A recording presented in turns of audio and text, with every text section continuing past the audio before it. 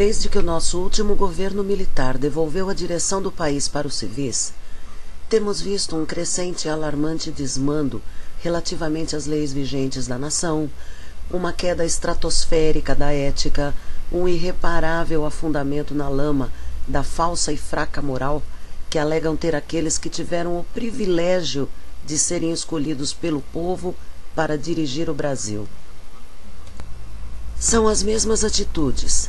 Prefeitos, vereadores, deputados estaduais, governadores, deputados federais, senadores e presidentes e seus séquitos, desviando verbas destinadas aos nossos velhos e às nossas crianças e à nossa saúde, verbas que nós, a população, lhes damos para administrar e proporcionar o bem-estar e a prosperidade das famílias que compõem a nação brasileira. Mas não é só o desvio de verbas, é a ladroeira pura e simples. Aumentos superabusivos de salários para representantes de um povo que recebe R$5 de aumento e um salário que deveria chamar-se simplesmente de mínimo. É como a população o chama, porém nem o mínimo necessário ele garante. Pergunta-se, por exemplo, por que é que um deputado federal deve receber um auxílio moradia quando ele não providencia a moradia, nem tampouco leva a sua família para morar perto do seu serviço, nos apartamentos luxuosos que o povo disponibiliza? Para que tantos assistentes, tantos secretários, tantas linhas de telefone? Para que verba de viagem, se eles mal comparecem à Câmara para trabalhar e quando o fazem não trabalham necessariamente? Na verdade, para que os políticos deste país precisam de tanta verba, de tanto auxílio isso, aquilo? Fala sério, só para levar na meia ou na cueca mesmo.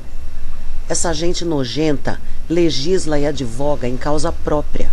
Apenas eliminam um membro qualquer de suas corjas para montar um circo e criar um sentimento de parca vitória na população, desviando a atenção popular de assuntos importantes. E mesmo assim, só se o eliminado for pego fazendo travessuras do tipo: sou melhor que os meus comparsas, ou que rouba e não tem forças para levar, ou que traia de alguma maneira os seus pares.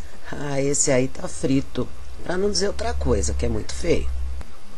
Essa gente que foi escolhida para fazer o melhor para o país trai a confiança de toda uma nação, autorizando grupos estrangeiros de intenção, no mínimo, duvidosa, a tomar conta e rédeas e ditar normas em uma enorme faixa do território nacional e ainda por cima, anulando os serviços das Forças Armadas nessas paragens, desautorizando a autoridade patente.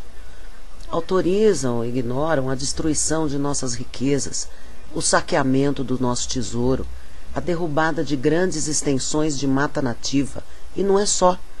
Destroem eles mesmos riquezas imensas de nossa biodiversidade, em nome do proveito próprio e instantâneo, optando sempre pelo mais caro, pois assim podem levar uma parte maior para si mesmos dentro da cueca ou das meias ou dos panetones, construindo hidrelétricas onde a origem do fornecimento de energia pode ser outra melhor, mais econômica, menos ou nada agressiva, mais eficiente, ignorando a vontade verdadeira e as reais necessidades do povo. Por que não perguntar ao povo o que é que o povo quer e precisa? O que é que o povo espera e deseja? O que é que o povo pensa sobre as coisas que acontecem ou devem ser feitas? Por quê? Por quê? Por quê? O povo? Ora, o povo. Dizem por aí que cada povo tem o governante que merece. Até agora, o povo brasileiro tem escolhido mal seus representantes. A maioria por simples ignorância. Também porque é bom deixar o povo na ignorância, já que assim ele não reclama nem atrapalha. Outro tanto por falta de opção melhor ou porque recebe uma paga pelo seu voto. Muitos por preguiça de pensar, outros porque já estão desiludidos. E ainda chegam ao ponto de proibir a expressão da religiosidade. Isso não é inconstitucional? E também não é inconstitucional a maneira como os governos tratam o ensino no país? É o tal negócio. Deixa o povo na ignorância e vamos fazer a nossa festa. Aí a gente explica qualquer coisa e o povão cobre os nossos gastos. Corja nojenta de usurpadores. Quem já ouviu sobre as histórias da Idade Média? É tal e qual. Hoje temos visto através de todos os meios de comunicação as revoltas no mundo árabe. O pessoal do Oriente Médio se cansou de ser usurpado por seus governos, cansou de ser vilipendiado, cansou de ser menosprezado, achacado, roubado, desmoralizado, envergonhado. O pessoal de lá cansou de ter os seus costumes e crenças e tradições deturpados. E como resultado dessas seguidas ofensas, foram às ruas e estão derrubando seus governos, um atrás do outro. E lá não há regime democrático, mas sim ditaduras. Nós, aqui no Brasil, já fizemos a mesma coisa antes. Lembram dele? É o mais recente. Então, pessoal, e aí, povo brasileiro? Até quando eles vão continuar a estuprar a nossa inteligência alegando que são inocentes? Por que não nos mirarmos no exemplo daquela gente das Arábias e levantarmos a nossa voz contra os traidores e fazermos valer a nossa vontade, a que é melhor para todos os brasileiros como nação?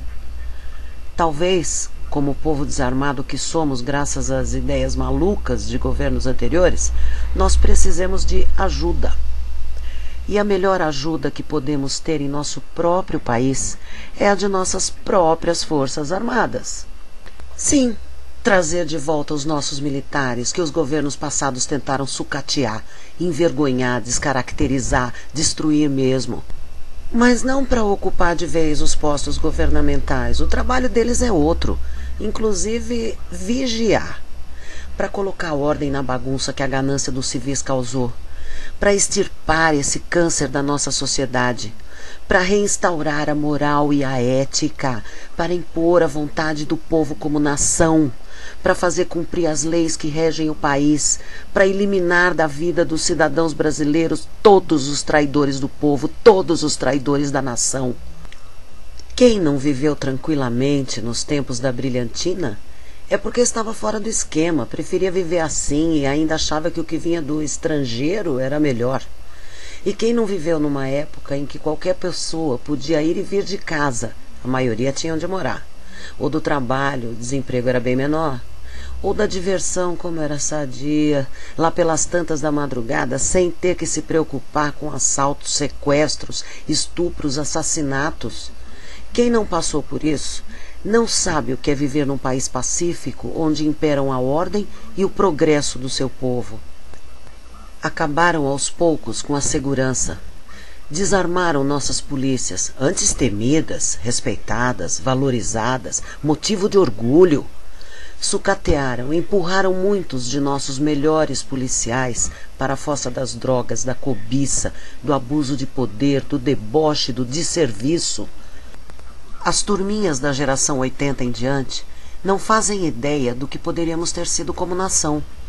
Não fazem ideia do que é viver em segurança, respeitando e sendo respeitado. Havia sim ladrões, de colarinho branco também, matadores, estupradores, sequestradores, assaltantes de saidinha de banco, anarquistas, racistas, estelionatários, assim como hoje. Mas na sua maioria estavam engaiolados. Outros quietos como ratos no esgoto tramando contra o que quer que fosse parte da ordem estabelecida, qualquer coisa.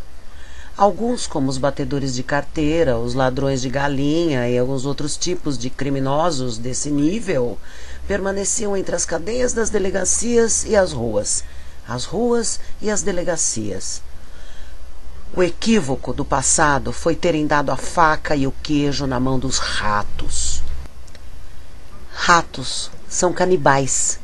Não é à toa que muita promessa civil do país tombou para dentro do caldeirão do Belial. Outros tombaram de vez mesmo. E ratos também são lascivos, imorais, nojentos, perniciosos ao extremo, provocadores de problemas, de insanidades, de demências coletivas, de desagregação, de medo, de ódio. Ratos reais, não os bonzinhos do horóscopo chinês.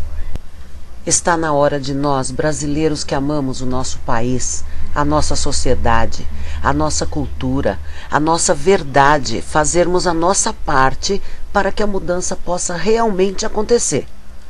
E o que nos cabe fazer é seguirmos as leis que estão na Constituição. Temos que pedir a ajuda das Forças Armadas, solicitarmos que as armas tomem a frente e façam cumprirem-se as leis. Cumprir um acordo sai mais barato. Se não fizermos isso, elas não poderão nos ajudar sem incorrer no erro do motim. E não é isso que queremos. Não é isso que a gente quer. Precisamos que as nossas Forças Armadas façam o que nós não temos meios de fazer, e o que é simplesmente a função das armas: proteger o povo e manter a integridade da nação. Quero meu país de volta.